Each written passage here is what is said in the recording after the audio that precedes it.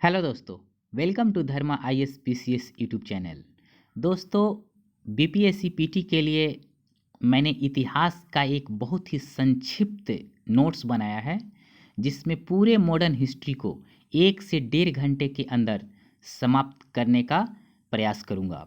और दोस्तों, मेरा यह प्रयास रहेगा कि मॉडर्न हिस्ट्री का तमाम वो इम्पोर्टेंट फैक्ट शामिल हो जाए, जिससे आपके एग्ज़ाम में इसका मदद आपको मिल सके। दोस्तों, मेरा यह सीरीज़ लगातार 5-5 मिनट का होगा 10 पार्ट में, अर्थात 1 से 1.5 घंटे के अंदर पूरा मॉडर्न हिस्ट्री समाप्त हो जाएगा। यदि आपके द्वारा इस सीरीज़ को पसंद किया जाएगा तो मैं आगे भी इस सीरीज़ को कंटिन्यू करूँगा। तो चलिए दोस्तों, शुरू करते हैं आज का क्लास। दोस्तों, भारत में यूरोपीय कंपनियों का आगमन। दोस्तों, आपसे यदि पूछे कि भारत में यूरोपीय कंपनियों का आगमन का क्रम क्या है, तो सबसे पहले नंबर 1 पे पुर्तगाली आए थे, दूसरे नंबर पे डच आए थे, तीसरे नंबर पे ब्रिटिश आए थे, चौथे नंबर पे फ्रांसीसी आए थे। दोस्तों, पुर्तगालियों ने अपना पहला फैक्ट्री कहाँ स्थापित किया? तो कोचीन में किया। डचों ने अपना पहला फैक्ट्री कहाँ स्थापित किया? तो मुसलीपट्टनम में किया। ब्रिटिश ने अपनी पहली फैक्ट्री कहाँ स्थापित की? तो सूरत में की। फ्रांसीसियों ने अपनी पहली फैक्ट्री कहाँ स्थापित की? तो सूरत में की। दोस्तों, आपसे पूछेगा कि पहला पुर्तगाली यात्री कौन था? तो वास्को डिगामा था, जो 1498 में इंडिया आया था। वह 1498 में सबसे पहले भारत में कहाँ पर आया? तो कालीकट में आया। और कालीकट का शासक कौन था? तो जमोरिन था। दोस्तों, कालीकट का शासक कौन था? तो जमोरिन था। अब आपसे पूछेगा कि पहला भारत में पुर्तगाली गवर्नर कौन था? तो आपका आंसर होना चाहिए फ्रांसिस्को डी अल्मीडा। दोस्तों, फ्रांसिस्को डी अल्मीडा ने एक नीति लागू किया था, जिसको ब्लू वाटर पॉलिसी या शांत जल की नीति बोला जाता है। तो आपसे पूछेगा कि ब्लू वाटर पॉलिसी किसने लाया था? तो फ्रांसिस्को डी अल्मीडा ने लाया था। और फ्रांसिस्को डी अल्मीडा इंडिया में कब आया था? तो 1505 में आया था। आपका आंसर होना चाहिए। अब पुर्तगाली गवर्नर अल्बुकर्क की बात करते हैं। आपसे पूछेगा कि दूसरा पुर्तगाली गवर्नर कौन था? तो आपका आंसर होना चाहिए अल्बुकर्क। दोस्तों, अल्बुकर्क ने कुछ पॉलिसी लागू की थी और कुछ ऐसे ऐसे काम किए थे जिसके आधार पे क्वेश्चंस हर एग्ज़ाम में पूछा जाता है। तो चलिए इसके कुछ इंपॉर्टेंट फैक्ट को देख लेते हैं। दोस्तों, आपसे पूछेगा कि पुर्तगाली साम्राज्य का वास्तविक संस्थापक किसे माना जाता है? तो अल्बुकर्क को माना जाता है। दोस्तों, भारतीयों से शादी की सलाह किस गवर्नर जनरल ने दी? तो अल्बुकर्क ने दी। दोस्तों, बीजापुर से गोवा 1510 ईस्वी में किसने छीन लिया था? तो अल्बुकर्क ने छीन लिया था। आपसे कुछ भी पूछ सकता है कि गोवा को बीजापुर से कब छीना? तो 1510 ईस्वी में।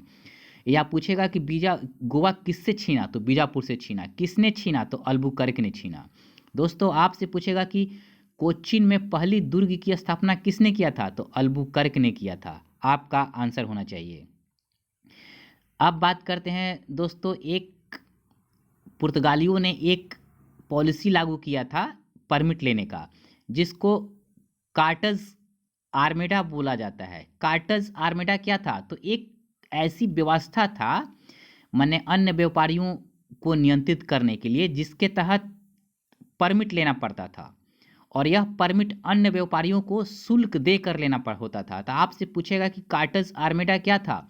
तो एक काफिला व्यवस्था ऐसा अपनाया गया था, जिसके तहत अन्य व्यापारियों को परमिट लेकर अपनी व्यापार पद्धति को मतलब चलाना होता था। और यह पुर्तगालियों की ऐसी पॉलिसी थी। दोस्तों, अब आपसे पूछेगा कि पुर्तगालियों की कुछ देन, क्वेश्चंस आता है कि पुर्तगालियों का क्या क्या देन था। तो आपसे पूछेगा कि लाल मिर्च को किसने भारत में लाया था? तो पुर्तगालियों ने। काली मिर्च किसकी देन थी? तो पुर्तगालियों की। तंबाकू की खेती का भारत में किसने प्रचलन किया? तो पुर्तगालियों ने। प्रिंटिंग प्रेस का शुरुआत किसने किया? तो आपका आंसर होगा पुर्तगालियों ने। दोस्तों, आपसे पूछेगा कि पांडिचेरी पर कब्जा करने वाला प्रथम व्यापारी कौन था? तो प्रथम व्यापारी पुर्तगाली था। अर्थात पांडिचेरी पर कब्जा करने वाले प्रथम व्यापारी कौन थे? तो पुर्तगाली थे। अब बात करते हैं डचों की। पुर्तगालियों से रिलेटेड इंपॉर्टेंट फैक्ट हो गया। अब आपसे पूछेगा कि सर्वप्रथम संयुक्त पूंजी कंपनी किसने शुरू किया? तो डचों ने किया। आपका आंसर होना चाहिए। दोस्तों, भारत में से सूती वस्त्र, अफीम, रेशम तथा मसालों का निर्यात कौन करते थे? तो डच करते थे शुरुआत में। दोस्तों, एक युद्ध हुआ था, बेदरा का युद्ध। बेदरा का युद्ध जिसमें अंग्रेजों और डचों के बीच हुआ था। कब हुआ था? तो 1759 ईस्वी में। आपसे पूछेगा कि बेदरा का युद्ध किसके बीच हुआ था? तो अंग्रेजों एवं डचों के बीच हुआ था। तो कब हुआ था? तो 1759 में ईस्वी में हुआ था। अर्थात 1759 में अंग्रेजों एवं डचों के बीच जो बेदरा का युद्ध हुआ था, उसमें अंग्रेजों ने डचों को हरा दिया था। तो आपसे पूछेगा कि बेदरा का युद्ध कब हुआ? तो 1759 ईस्वी में। किसके बीच? अंग्रेजों एवं डचों के बीच। किसने युद्ध में किसको हराया? तो अंग्रेजों ने डचों को हरा दिया। डच से रिलेटेड इंपॉर्टेंट टॉपिक समाप्त। अब बात करते हैं ब्रिटिश की, अंग्रेजों की। दोस्तों, जब ब्रिटिश में मतलब इंग्लैंड में जब ईस्ट इंडिया कंपनी की स्थापना हुई, उस समय भारत में कौन सा मुगल शासक था? तो अकबर था। अब आपसे पूछेगा कि पहला अंग्रेज जो भारत आया था उसका नाम क्या था? तो जॉन मिल्डन हॉल था। जॉन मिल्डन हॉल पहला अंग्रेज था जो भारत आया था। दोस्तों, आपसे पूछेगा कि ईस्ट इंडिया कंपनी को 15 वर्षों के व्यापार करने के लिए भारत से किसने यह अधिकार दिया था? तो एलिजाबेथ द्वारा भारत प्रारंभ में 15 वर्षों के लिए तथा सम्राट जेम्स प्रथम द्वारा अनिश्चित काल के लिए व्यापारिक अधिकार दे दिया गया। दोस्तों, आपसे पूछेगा कि किसके द्वारा अनिश्चित काल के लिए व्यापार करने के लिए एकाधिकार दे दिया गया? तो आपका आंसर होना चाहिए जेम्स प्रथम के द्वारा। दोस्तों, अब आपसे पूछेगा कि कैप्टन हॉकिंस जहांगीर के दरबार में कब आया?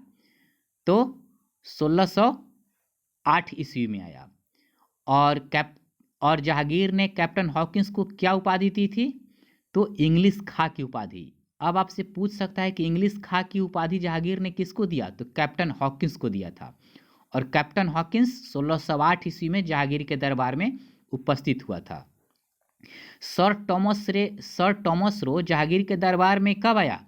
तो 1615 ईस्वी में जहांगीर के दरबार में पहुंचा था। ये दोनों जेम्स प्रथम के दूत थे, ये याद रखिएगा। दोस्तों, अब आपसे पूछेगा कि दक्षिण भारत अर्थात दक्षिण भारत में अंग्रेजों द्वारा अपना प्रथम व्यापारिक फैक्ट्री कहाँ स्थापित किया गया? तो मसूलीपट्टनम में स्थापित किया गया। ध्यान रखिएगा कि दक्षिण भारत में अंग्रेजों द्वारा पहली फैक्ट्री मसूलीपट्टनम में स्थापित किया गया था। जॉब चार्नक ने कोलकाता की नींव रखी थी। आपसे पूछेगा कलकत्ता का नींव किसने रखा था? तो जॉब चार्नक ने। यह आपका आंसर होना चाहिए। दोस्तों, कोलकाता को प्रथम प्रेसिडेंट नगर घोषित किया गया। आपसे पूछेगा कि किस शहर को प्रथम प्रेसिडेंट नगर घोषित किया गया था? तो कोलकाता को। और कोलकाता 1911 तक अंग्रेजों की देश की राजधानी रहा था। इस फैक्ट को आप ध्यान रखिएगा। 1911 तक देश की राजधानी कौन रहा था? तो कोलकाता रहा था। दोस्तों, अंग्रेजों को मुक्त व्यापार की अनुमति बंगाल, बिहार, उड़ीसा में किसने दी? तो शाह सुजा ने बंगाल, बिहार व उड़ीसा में मुक्त व्यापार की अनुमति दी थी अंग्रेजों को। एक संधि हुआ था अंग्रेजों एवं फ्रांसीसियों के बीच, एक्सला-शॉपेल की संधि। किसके बीच हुआ था? तो अंग्रेजों एवं फ्रांसीसियों के बीच। आपसे पूछेगा कि एक्सला-शॉपेल की संधि किसके बीच हुआ? तो अंग्रेजों एवं फ्रांसीसियों के बीच। अब बात करते हैं, एक फैक्ट बहुत इंपॉर्टेंट है डेन का। डेन ने प्रथम फैक्ट्री कहाँ स्थापित किया? तो तंजौर में। इसको याद रखिएगा, बहुत इंपॉर्टेंट फैक्ट है। अब बात करते हैं फ्रांसीसियों की।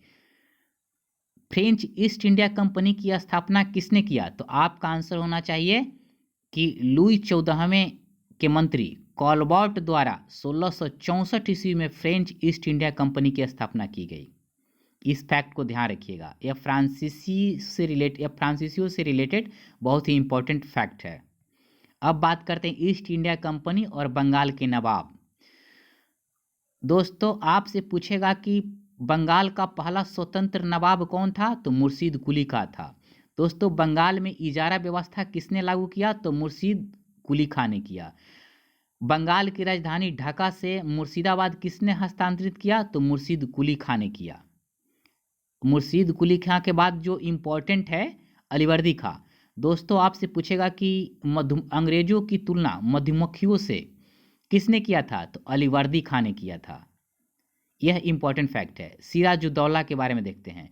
ब्लैक होल की घटना किसके काल में हुई थी? तो सिराजुद्दौला के काल में हुई थी। प्लासी का युद्ध किसके किसके बीच हुआ था? अंग्रेजों एवं सिराजुद्दौला के बीच। प्लासी का युद्ध कब हुआ था? तो 23 जून 1757 को हुआ था। अब बात करते हैं मीर जाफर की। बंगाल में मुक्त व्यापार का अधिकार मीर जाफर ने अंग्रेजों को दिया। इस तथ्य को आप ध्यान रखिएगा। दोस्तों, उसके बाद इंपॉर्टेंट है क्वेश्चन के दृष्टिकोण से मीर कासिम। मुर्शिदाबाद से बंगाल की राजधानी मुंगेर कौन लाया? तो मीर कासिम ने। यूरोपीय पद्धति पर अपनी सेना का गठन किसने किया? तो मीर कासिम ने किया। आपका आंसर होना चाहिए। बक्सर का युद्ध कब हुआ था? तो 22 अक्टूबर 1764 ईस्वी में बक्सर का युद्ध हुआ था। अब आपसे पूछेगा कि बक्सर के युद्ध में अंग्रेजों का कमान किसके हाथ में था? तो आपका आंसर होना चाहिए हेक्टर मुनरो के हाथ में था। यह इंपॉर्टेंट फैक्ट हुआ यूरोपीय कंपनियों का आगमन तथा बंगाल के नवाब के चैप्टर से जितने भी इंपॉर्टेंट फैक्ट हैं परीक्षा के दृष्टिकोण से वो सारे मैंने कवर कर लिया है। दोस्तों, आप कमेंट करके बताइएगा कि आपको कैसा लगा, तो मैं आगे भी इस सीरीज़ को कंटिन्यू करूँगा। ठीक है दोस्तों, मेरे वीडियो देखने के लिए थैंक यू। और एक बात और, मेरे चैनल को प्लीज़ सब्सक्राइब कर लीजिएगा और वीडियो देखने के लिए थैंक यू।